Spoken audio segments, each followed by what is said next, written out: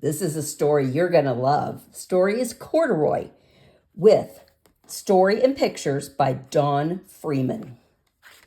Corduroy was a bear who once lived in the toy department of a big store. Day after day, he waited with all the other animals and dolls for someone to come along and take him home. The store was always filled with shoppers buying all sorts of things, but no one ever seemed to want a small bear in green overalls. Then one morning, a little girl stopped and looked straight into Corduroy's bright eyes. "Oh, Mommy," she said, "look, there's the very bear I've always wanted." "Not today," her mother sighed. "I've spent too much already. Besides, he doesn't look new. He's lost a button on one of his shoulder straps." Corduroy watched sadly as they walked away. "I didn't know I lost a button," he said to himself. "Tonight I'll go and see if I can find it." Late that evening, when all the shoppers had gone and the doors were shut and locked, Corduroy climbed down carefully from his shelf and began searching everywhere on the floor for his lost button. Suddenly, he felt the floor moving under him. Quite by accident, he had stepped on the escalator and he went up. Could this be a mountain, he wondered? "I think I've always wanted to climb a mountain." He stepped off the escalator and reached the next floor, and there before his eyes was the most amazing sight. Tables and chairs and lamps and sofas and rows of beds. "This must be the place," Corduroy gasped. "I guess I've always wanted to live in a palace." He wandered around admiring the furniture. "This must be a bed," he said. "I've always wanted to sleep in a bed." And he crawled onto the large, thick mattress. Then all at once, he saw something small and round. "Why, here's my button!" And he tried to pick it up. But like all the other buttons on the mattress, it was tied down tight. He yanked and pulled with both paws until, pop, it came off. And off the mattress Corduroy toppled.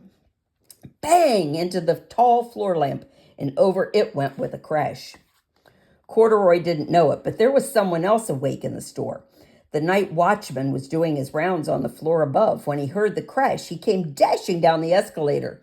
"Now, who in the world did that?" he exclaimed. "Someone must be hiding around here." He flashed the light under and over sofas and beds until he came to the biggest bed of all, and there were two fuzzy ears sticking out from under the covers. "Hello," he said. "How did you get upstairs?"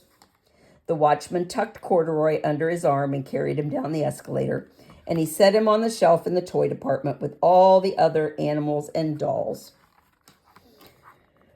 Corduroy was just waking up when the first customer came into the store in the morning. And there, looking at him with a wide smile, was the same little girl he had seen the day before. "I'm Lisa," she said. "And you're going to be my very own bear. Last night I counted that I had saved in my piggy bank, and my mother said I could bring you home." "Shall I put him in a box for you?" the sales lady said. "No, thanks." She carried Corduroy home in his arms. She went all the way up 4 flights of stairs into her family's apartment and straight to her room. Corduroy blinked. There was a chair and a chest of drawers. Along with a girl-sized bed stood a little bed just right for him. The room was small, nothing like that enormous palace in the department store. "This must be home," he said. "I know I've always wanted home." Lisa sat down with Corduroy on her lap and began to sew a button on his overalls.